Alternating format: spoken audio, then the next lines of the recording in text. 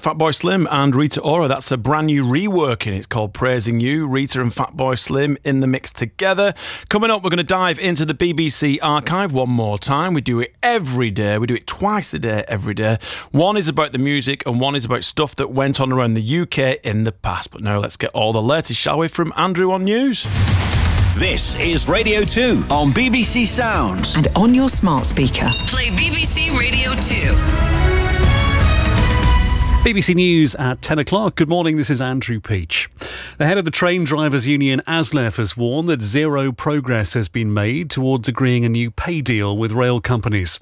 But Mick Whelan says he's confident there will ultimately be a resolution. More than 12,000 train drivers have walked out this morning as part of the long-running dispute. Our correspondent Sean Dilley has been assessing the disruption on the railways. There are trains running, for example, on the East Coast, which is where I would be going, but every couple of hours. That's the case in different parts of the country. These are strikes that emanate from within England, but whether you are in Scotland or Wales listening, your trains could also be affected because obviously the journeys sort of emanate to and from London in particular.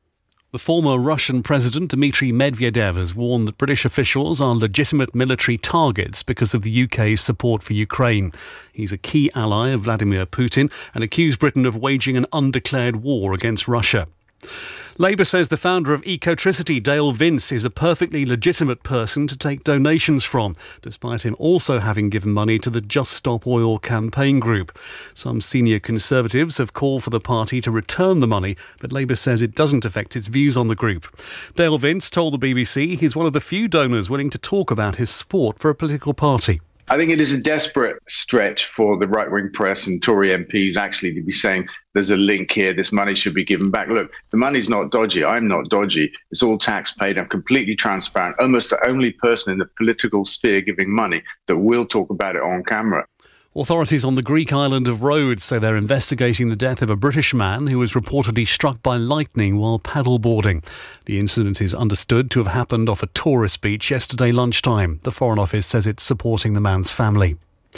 Astronomers have discovered a 6,000-mile-long plume of water spurting out of one of Saturn's moons, a place that could host life beyond Earth. Pictures of Enceladus taken by the James Webb Space Telescope have exposed new details of the spout, which comes from 4 cracks on the moon's surface. The Astronomer Royal for Scotland, Professor Catherine Hayman, says Enceladus could host life similar to that in the deep oceans. We know deep in our own ocean on planet Earth, in these sort of conditions, life can survive. So that's why we're excited to see these big plumes. It will help us understand a bit more what's going on and how likely it is that life could exist. But it's not going to be life like you and me. An Indian official has been fined the equivalent of more than £500 for ordering a reservoir to be drained so he could find his phone. Rajesh Vishwas dropped the device while taking a selfie, and when it was found after 3 days of searching, it had stopped working. That's it, Vernon. BBC News at 3 minutes past 10.